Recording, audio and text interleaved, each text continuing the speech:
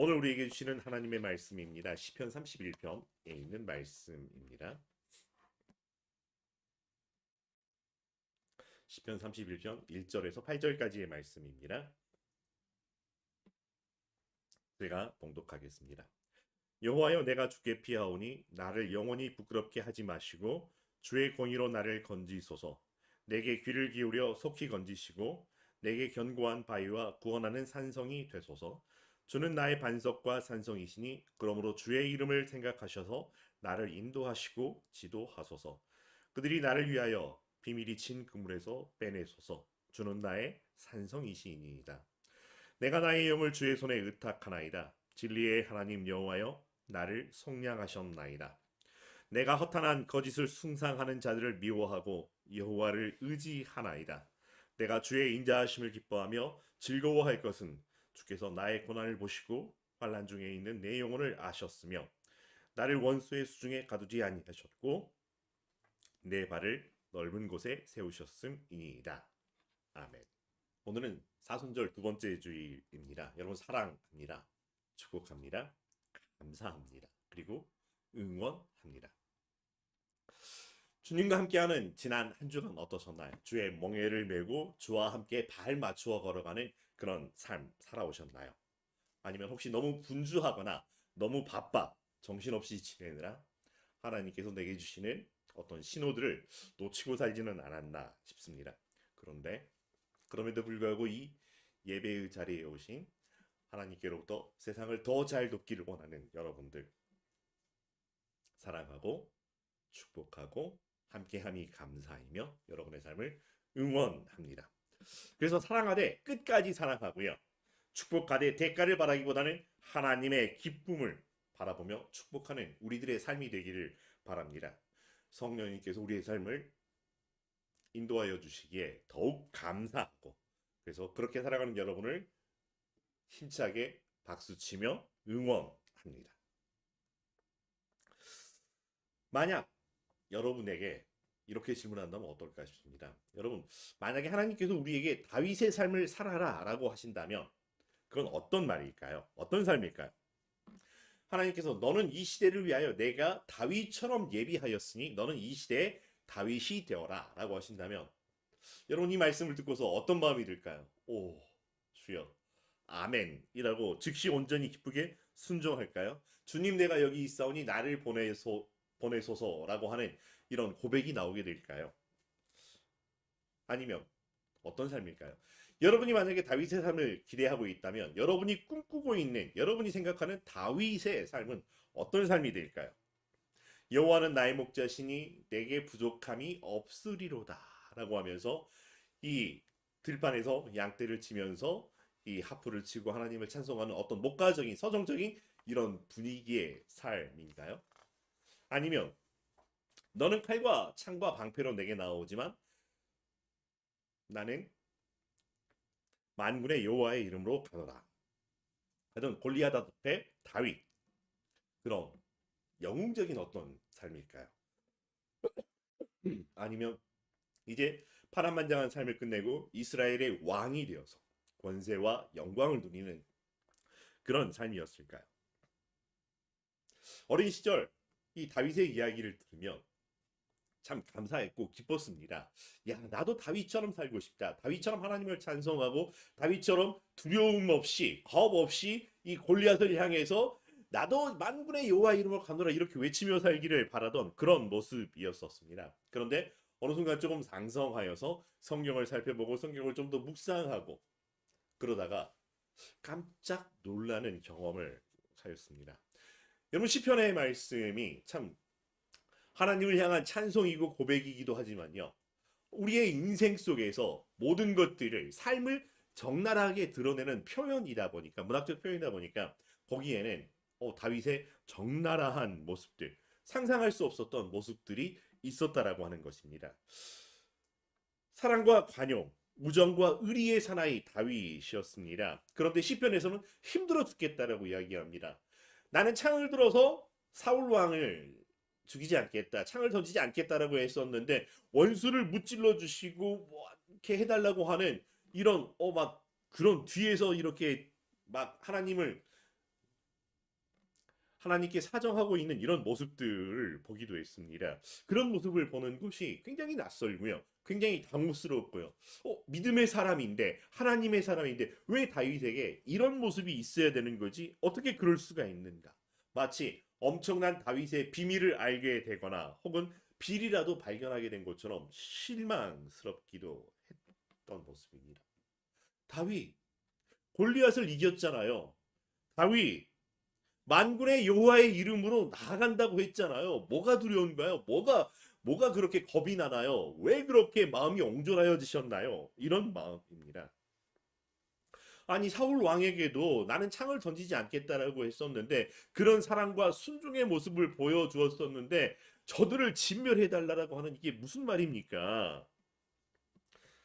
다윗의 연약함을 만난다라고 하는 것이 그렇게 유쾌한 장면은 아니었습니다.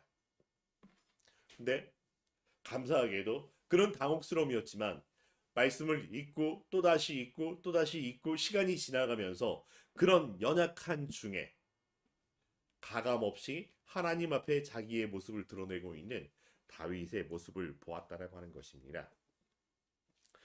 센 척하거나 강한 척하거나 멘탈이 흔들리지 아니하는 무대뽀의 다윗이 아니었다라고 하는 것입니다.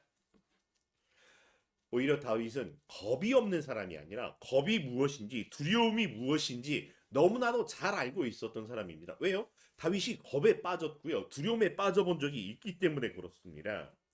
다윗을 향하여 용감한 사람이라고 하는 것은요. 겁이 없기 때문이 아니라 그 겁과 두려움 속에서도 하나님을 바라보았다라고 하는 것입니다. 하나님께 순종했다라고 하는 것입니다. 두렵지만 너는 칼과 창과 방패를 가지고 내 앞에 서서 나는 두렵지만 그러나 나는 만군의 여호와의 이름으로 나아갈 수밖에 없다라고 하는 것. 낯선 경험이고 처음 해보는 거지만 나 겁나지 않거든이 아니라 나는 만군의 여호와의 이름으로 가노라라고 하는 거죠. 눈에 보이는 대로 맞습니다. 뭐 특별한 게 보였던 것이 아니라 내 눈에 보이는 대로 그렇게 두려운 것들이 보였고요. 겁에 질려 있었고요. 그러나 어쩔 줄 몰라 하는 것이 아니라 여호와 하나님 앞에 있었다라고 하는 것입니다. 두려움에 굴복하는 사람이 아니라 그 두려움 가운데 하나님을 찾고 찾았던 사람이었고요. 하나님이 내게 말씀해 주신 것을 귀 기울여 집중하여 주도적으로 들으려고 하였던 사람이었고요. 기꺼이 순종하였던 것. 이게 바로 믿음이고 이것이 바로 용기라고 하는 것입니다. 겁나고 두려워요. 그러나 만군의 여호와 하나님을 나는 신뢰합니다. 둘 중 어느 것을 선택하는 것. 하나님과 함께 산다라고 하는 것. 그리스도인이 된다라고 하는 것. 우리 앞에서 갑자기 세상이 편안한 세상이 되고 환란 끝, 이제 행복 시작 이런 것이 아니라고 하는 것이죠. 그 모든 것 가운데에서 내가 하나님을 더 잘 바라보게 되고 하나님의 말씀에 더 기울이게 되고 그래서 하나님을 더 신뢰할 수 있게 되어진다라고 하는 것입니다. 어두움이 아무리 크고 넓고 깊고 높이까지 채워져 있다라 하더라도 짠 빛이 있으라라고 하는 그 한마디에 온 천지가 환하여졌던 것처럼 하나님과 함께하는 그 자리에 서는 순간 내 눈 하나님을 볼 수 있게 되었다라고 하는 것입니다. 오늘 다윗은 사망의 음침한 골짜기와 같은 곳에서 두려움 속에 있었던 상황이지만 어떻게 하나님을 신뢰하고 있는지를 보여주고 있는 말씀입니다. 지금 다윗이 만나고 있는 상황은 만만치 않은 상황입니다. 여러분 다윗은 이스라엘의 성군이고 왕이었다라고 하지만요. 그 삶을 보면은요. 젊어서는 사울 왕에게 쫓기는 삶이었고요. 또 노년에는 자기 아들 압살롬에게도 쫓기는 삶이었습니다. 다윗은 하나님께 인정받고 있는 사람이었지만 그의 일생은 사실은 전쟁과 전쟁과 전쟁의 연속이었다라고 하는 것입니다. 다윗이 그리도 간절하게 원했던 내가 주의 성전을 짓고 싶습니다라고 했지만 너의 손에 흐르는 피로 인해서 성전을 세우지 못하노라라고 하는 말씀을 받을 만큼 전쟁터 속에서 살았던 사람이라고 하는 것이죠. 용사였을까요? 여러분 전쟁이라고 하는 것, 오늘 승리했기 때문에 내일도 승리할 수 있다라고 하는 것이 보장되지 않는 그런 삶입니다. 한순간에 생과 사가 갈리게 된다라고 하는 것이죠. 자칫 놓치게 되면 흔히 그렇죠. 눈먼 화살에 맞는다라고 하는 것. 지금이 어떤 상황이었는지 특정되어 있지는 않습니다. 그러나 오늘 말씀 가운데 보면 다윗은 지금 자기가 있었던 곳을 피하여 도망가는 중이라고 하는 것이고요.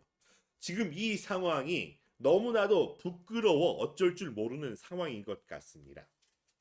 여호와여, 내가 주께 피하오니 나를 영원히 부끄럽게 마시고 주의 공의로 나를 건지소서. 주의 공의를 구할 만큼 무언가 억울하고 답답하고 화가 나 있다라고 할 수도 있을 것 같습니다. 4절의 말씀에 보면 비밀이 그물을 쳐서 다윗을 해코지하려고 하는 이런 그 상황에 빠져 있고요. 6절에 보면 허탄한 거짓을 숭상하는 자들에 둘러싸여 있는 듯하고요. 그래서 7절에 보면 고난과 환난 중에 있는 모습입니다. 여러분 이 말씀이 시편의 말씀이기 때문에 마치 시를 낭송하듯이 차분하고 분위기 있게 잔잔한 음악 속에서 여호와여 내가 주께 피하오니 나를 영영히 부끄럽게 마시고 주의 공의로 나를 건지소서 라고 차분하게 불러낼 수 있을 만큼 그런 상황은 아니었던 것 같습니다. 오히려 급류에 휩쓸려 가듯 너울을 타고 때로는 크게 때로는 작게 숨에 턱 막히고 여호와여라고 할 만큼 그런 상황이었을 것 같습니다. 보통 이럴 때 우리는 이런 표현을 사용해서 죄송합니다. 미치고 환장하겠다라고 이야기합니다. 억울하고 속상하고 열불난다라고 하는 거죠. 둘 중에 하나입니다. 미치든지 죽겠든지. 다윗은 그런 상황 속에서 여호와 하나님을 부르고 있습니다. 여호와여, 나의 하나님이여, 나의 하나님이여. 짧은 순간이지만 여러분 우리 5만 가지 상념이 떠오른다라고 할 때가 있습니다. 곤란한 상황에 빠졌을 때 수만 가지 생각이 스쳐 지나가는 것처럼 그 과거의 경험 속에서 여호와는 나의 목자신이라고 고백했을 때처럼 나와 함께 해주셨던 그래서 하나님의 은혜를 발견했던 그때를 돌아보게 되고 또 하나님의 은혜를 고백하게 됩니다. 하나님께서 다윗에게 주셨던 그 약속을 떠올리면서 그 하나님의 모습을 부르고 있기도 합니다. 그런 모습을 보면서요. 오늘 말씀을 묵상을 하면서 갑자기 컴퓨터로 작업을 하다가 인터넷 화면에 즐겨찾기라고 하는 거 이것이 갑자기 떠올랐다고 하는 거죠. 다윗에게 하나님은 어떤 의미일까? 라고 생각해 봤었을 때 언제나 늘 함께 하는 즉 다윗에게 하나님은 즐겨찾기 안에 있었던 곳이라고 표현을 갑자기 해보게 되었다고 하는 것이죠. 늘 언제나 즐겨 하나님을 찾았습니다. 이럴 때나 저럴 때나 급할 때만 아쉬울 때만 찾았던 것이 아니라 내 어려움에 있든지 내 기쁨의 때에 있든지 늘 하나님을 즐겨 찾기 안에 있어서 거기만 가면 그래서 늘 하나님을 만나는 그런 것처럼 있었다라고 하는 것이죠. 원수들로 인해서 고통받고 있으며 생명의 위협을 받고 있는 그 상황 속에서도 다윗은 당황 속에 있었지만 익숙한 대로 즐겨찾기에 있었던 그 하나님을 부르고 있다라고 하는 것입니다. 다윗에게 하나님은 언제나 피난처이셨고요. 피할 수 있는 곳이었었고요. 너무나 익숙한 하나님이었다라고 하는 것입니다. 견고한 바위와 구원하는 산성이 되어주셨고요. 언제나 그곳에서 다윗을 속량하여 주셨다라고 하는 것. 많은 사람들이 우겨쌈을 싸려고 하더라도 하나님은 늘 다윗을 인도하여서 넓은 곳에 있게 해 주셨다라고 하는 것입니다. 그래서 오히려 내가 약할 때 강함 주시는 하나님을 경험할 수 있었던 다윗. 그래서 오늘도 다윗은 곤란한 중에 어려운 중에 힘든 중에 생명의 위협을 받고 있는 중에서도 하나님을 찾고 하나님을 부르고 하나님께 의뢰하고 있는 모습입니다. 우리가 잘 아는 것처럼 내가 사망의 음침한 골짜기로 다닐지라도 해를 두려워하지 않을 것은 주께서 나와 함께 하심이라. 주의 지팡이와 막대기가 나를 안위하시나이다. 그저 나왔던 것이 아니라 그의 삶에서 경험하였던 그의 모든 순간순간마다 함께 하셨던 그 하나님을 향한 고백이었다라고 하는 것입니다. 우리의 삶, 그리스도인은 구원받은 자의 삶, 구원받은 삶을 산다라고 이야기를 합니다. 하나님의 자녀라고도 표현을 합니다. 그렇다면 그 다음 이어지는 우리의 삶이라고 하는 것은 불행 끝 행복 시작이라고 하는 것처럼 고난 끝 평탄한 길, 형통한 길이 우리 앞에 펼쳐질 것 같습니다. 그런데 여전히 그전과 달라지지 않는 삶의 연속, 오히려 때로는 더 나빠지기도 합니다. 고난과 핍박이 사라지는 것이 아니라 고난과 핍박이 오히려 하나님을 섬기겠나라고 하는 것 때문에 더 많이 찾아오기도 합니다. 그럴 때 절망에 빠지기도 하고요. 여러분, 어떻게 하면 좋을까요? 보통 그럴 때 우리 어떻게 해 왔던가요?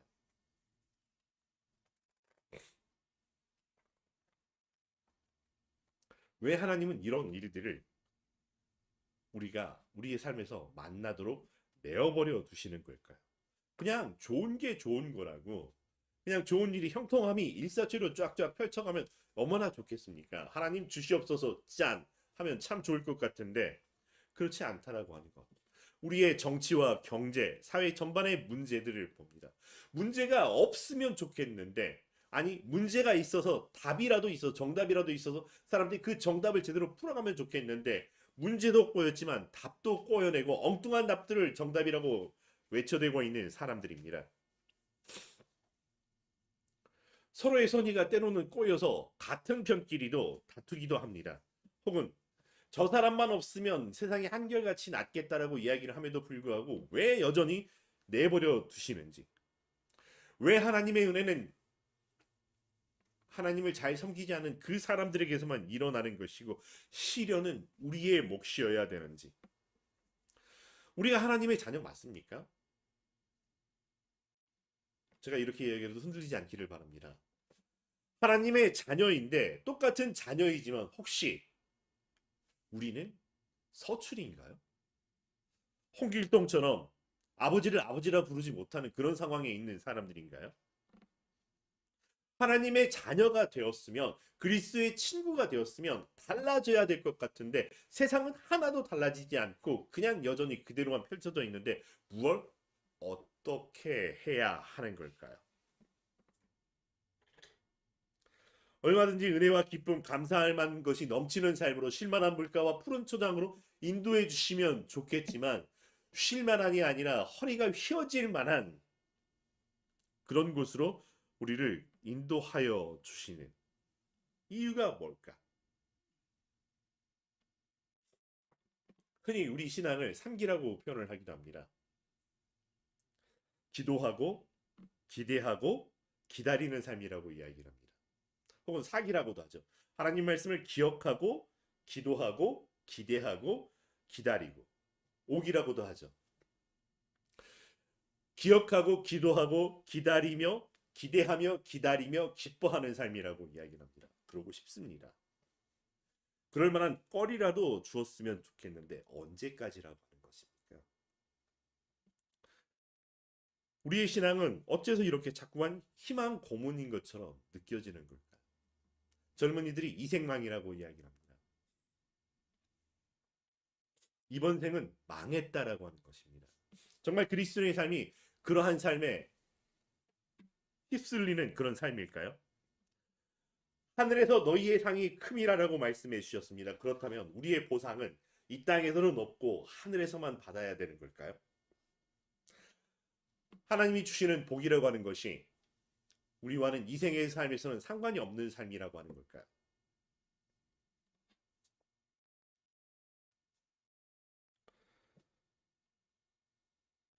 그러나 그럼에도 불구하고 다윗은 수많은 사람 중에 특별한 사람이었기 때문에 그렇게 된 것일까? 라고 다시 한번 돌아봅니다. 우리는 우리 삶에서 하나님이 우리와 함께 하십니다라고 하는 것을, 하나님이 나의 하나님 되심을 언제 경험해 보았을까요? 까마득한 옛날인가요? 아니면 아직이라서 먼 훗날에 그런 경험을 하게 될 건가요?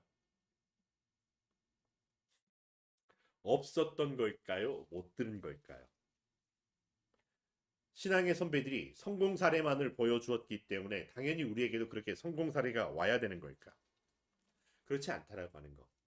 수많은 환란과 핍박이 있었음에도 불구하고 신앙의 선배들이 보여주었고 신앙의 선배들이 선택하였고 신앙의 선배들이 신앙의 유언으로 남겨주었던 것은 그럼에도 불구하고 것이죠. 그럼에도 불구하고 하나님은 하나님이셨고 하나님은 우리의 하나님 되시는 것을 절대로 포기하지 않으셨다라고 하는 것입니다. 하나님은 교회 안에서의 하나님, 예배 시간에서만의 하나님이 아니라고 하는 것입니다. 하나님은 우리 일상에서도 내 삶의 자리 한복판에서도 여전히 우리의 하나님이셨다라고 하는 것입니다. 아무것도 할 수 없고 선택의 여지가 전혀 없는 것 같은 그런 그 순간을 만나더라도 다윗을 기억하기를 바랍니다. 하나님이시라면 내게 이렇게 해주셔야죠. 당연히 이런 일들이 있어야 되는 거 아니까. 누구에게는 이렇게 해주고 왜 내게는 이렇게 하나님께 협상하거나 따지려고 하는 것이 아니기를 바랍니다. 그저 하나님을 찬송하고 하나님의 하나님 되심을 다시 한번 고백할 수 있게 되기를 바랍니다. 우리 찬송하면서 지금까지 지내온 것 주의 크신 은혜라라고 찬송을 합니다. 근데 그것이 저절로 된 것이 아니라고 하는 거 우리는 알게 됩니다. 죽을 것 같고 너무나 힘들어서 포기하고 싶었던 그 순간들이 있었지만 한 걸음을 더 내디뎠고 그래서 여기까지 오게 되었다라고 하는 것입니다. 어쩌다 보니까 여기까지 온 것이 아니었다라고 하는 것입니다. 내 눈 들어 내가 미처 발견하지 못했었지만 그럼에도 불구하고 거기 있었던 구름 기둥과 불 기둥을 돌아볼 수 있게 되기를 바랍니다. 주의 지팡이와 막대기가 나를 아니하시나이다. 내 눈 속에서는 여전히 하나도 변한 것 같지 않아 보이지만 그러나 게하시가 눈을 떴을 때 불말과 불병거를 보았던 것처럼 다시 한번 내 눈 들어 하나님을 바라보기를 원합니다. 기도하는 우리가 되기를 바랍니다. 한 번 더 곰국을 으르듯이 주의 말씀을 다시 한번 내 마음속에 되뇌이고 우려보시기를 바랍니다. 기억하고 읽어보고 외워보고 암송하고 다시 한번 그 의미를 되돌아볼 수 있기를 바랍니다. 나 같은 죄인 살리신 주의 은혜가 다른 사람들에게만 있었던 것이 아니라 내 삶 안에 있었던 것을 기억할 수 있기를 바랍니다. 다 알지 못해도 알아가게 되는 그 신비에 한 걸음 더 내디뎌지기를 바랍니다. 여러분에게 이렇게 질문을 드려보고 싶습니다. 하나님은 여러분에게 어떤 하나님이신가요? 다윗은 피난처이고 견고한 바이고 구원의 산성이라고 고백을 합니다. 분명히 그렇게 되고 또 그렇게 예비되어져 있음을 고백합니다. 그러나 저는 여러분에게 한 걸음 더 나아가 한 번 더 나아가 이렇게 고민하고 싶습니다. 하나님을 여러분의 즐겨찾기 안에 기꺼이 넣어 주시기를 바랍니다. 내가 늘 즐겨찾는 곳에 하나님이 나와 함께 계시기를 바랍니다. 이것 해보고 저것 해보다가 마지막에 안 되니까 하나님을 찾는 이게 아니라 혹은 지푸라기라도 잡는 심정으로 한번 잡아보겠다라고 하는 것이 아니라 내 삶에서 여유 있을 때나 급할 때나 내가 즐겨 찾는 그 하나님. 그래서 그 하나님이 나를 어떻게 인도하시고 나에게 어떤 하나님이 되어주시는가를 경험해 볼 수 있는 그런 자리가 되기를 바랍니다. 흔히 그렇게 이야기를 하죠. 남녀가 서로 사귀다 갑자기 우리 오늘부터 1일이다 라고 이야기를 하죠. 새롭게 나의 하나님이 되신 하나님 앞에 오늘부터 1일 그 새로운 1일을 경험해 보시기를 바랍니다. 많은 성경의 말씀을 알고 있는 것이 아니라 내게 주신 그 한마디의 성경 말씀 오늘 본문의 말씀 중에 하나라도 읽어보고 곱씹어보고 기억하고 되돌아보고 내 마음에 품어보고 과연 그러한가. 혹시 그렇지 아니하다면 하나님 내 눈을 들어 하나님 보게 하여 주시옵소서. 내 귀가 하나님의 그 세미한 음성을 들을 수 있게 허락하여 주시옵소서. 간구하면서 한 걸음 한 걸음 더 나아가기를 바랍니다. 예배를 드리며 신앙 고백할 때 왜 질문에 맞추어 신앙 고백을 하려고 하는 걸까요? 그냥 주문처럼 외워지는 것이 아니라 그 의미를 곱씹어 보기를 바란다라고 하는 것입니다. 사도신경이어도 좋고요. 주기도문이어도 좋고요. 성경 말씀 어느 것이라도 내 하나님, 나의 하나님, 나와 함께 하시는 하나님을 내 마음에 품어서 한 걸음 한 걸음 가보는 우리의 삶이 되기를 바랍니다. 특별한 날, 특별한 때, 급할 때 피난처가 되시는 그 하나님만이 아니라 그냥 내 일상에 내 한 걸음과 동행하여 주시는 하나님. 그저 나를 바라보시고 내가 너를 지목하여 불렀나니 너는 내 것이라 말씀하신 그 말씀 앞에 그저 서 있어 보는 것이라도, 그래서 쉼이 필요할 때나 혹은 생각이 뭔가 이렇게 정리가 필요할 때거나 잠깐의 숨돌림이 필요한 그 순간에라도 내가 즐겨 찾았던 곳에 가서 그냥 있다가 하나님과 상관없이 오는 것이 아니라 그 어디나 하나님을 즐겨 찾는 곳이 되어서 하나님과 함께하는 우리의 삶이 되기를 바랍니다. 하나님은 내가 어디로 가든지 우리와 함께 계시면서 내 눈이 하나님과 맞추어지기를 간절히 바란다는 것이죠. 우리가 자녀를 길러볼 때 그러죠. 아이와 눈맞춤이 얼마나 우리를 행복하게 하는지.